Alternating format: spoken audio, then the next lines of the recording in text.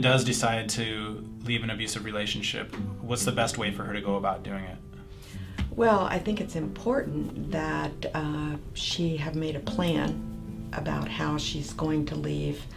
We call it a safety plan, and so that she's considered every variable, when she's going to leave, where she's going to go, what she's going to take.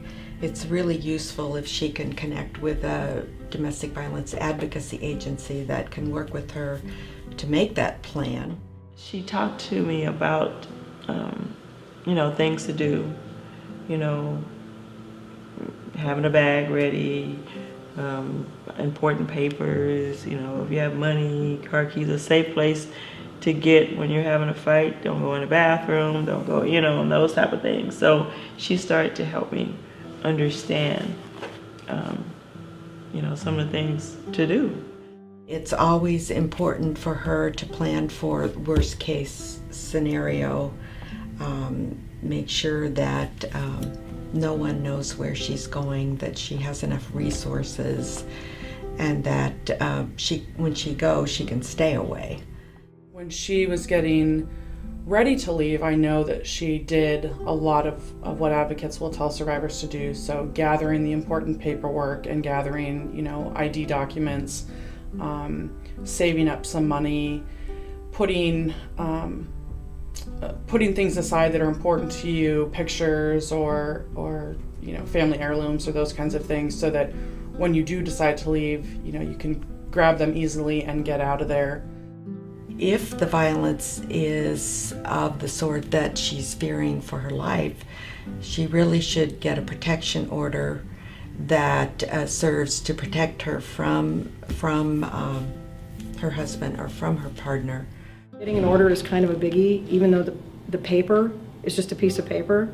If we show up and you have an order against somebody else, you don't even have to do anything. We can just take you right then and there. We don't have to wait for you to harass or stalk or reach one of these other elements. We can do it right then and there. She should think through all the ramifications of her plan before she begins to implement it, and feel confident that all of the choices she's making are the best choices, and that they're not going to result in any more danger to her or her family. We want to make sure when somebody makes a decision of leaving a relationship, leaves the relationship with a good safety planning. The longer that the person develops a safety planning, the better. And if this involves looking for a confidential shelter, that will be something that she can add on her safety planning. There are some things that will work for some families, there are some things that will not work for other families. There is not a general rule. Again, every situation is different, and every person needs the expert of their own situations. Every situation, every family, every kid in that family is unique, and their situation is unique. So what are the risk factors for that situation? So if kids have visitation, for instance, we will do some really extensive safety planning around that, and how we can, because it's generally a court-ordered thing, so we have to work around it. But we talk about things like tech safety and that with teens. So like I mentioned, the cell phones or laptops, things like that. How can you, make sure those aren't GPS enabled, or was that a gift from the abuser that, you've got the little Disney Firefly that the whole purpose of it is to keep track of your kid, right? So we talk to kids and moms about that, like, watch out for those kind of thing. If a kid suddenly comes home with, a cell phone that they didn't have before, let's check it out a little bit. I was probably 15 at the time, and he told me that he knew where my mom had worked, and he knew that she was going by a different name, and he knew where we lived, and he knew where I went to school. And talk about just a creepy feeling, like, you totally have been stalking us, and then you're telling me about it, and you think that there's nothing wrong with that.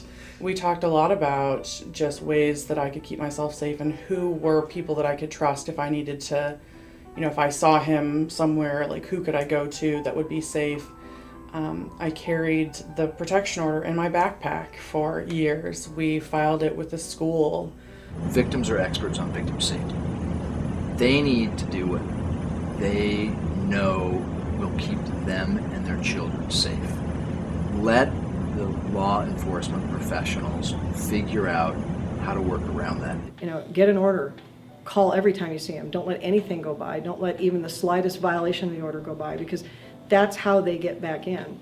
They come back and they go, well, I just wanted to see the kids, or I just wanted to give you a birthday gift, or I just wanted this, and they let the little things go by, and then the big one happens further down the line. I had to get out, or else I would be dead, and I didn't want to leave my daughter.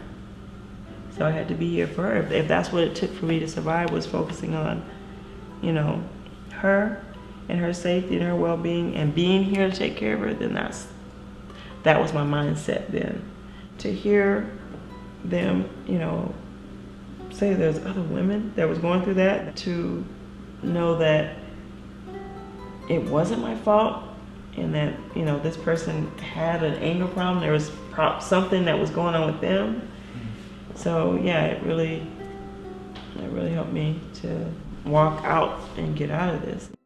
So I'd actually talked to my sister a few days before she was killed, and she said that she was leaving her husband. And she didn't say that he was being abusive, but she made it pretty clear that she was no longer happy being with him, and that was it. If I had known at the time that leaving an abusive relationship increases your chances of being killed by 70%, I definitely would have said something. Not that it would have mattered to my sister. She'd beaten me up enough times as a kid for me to know that she was a tough girl and she could take care of herself. Well, not this time anyway.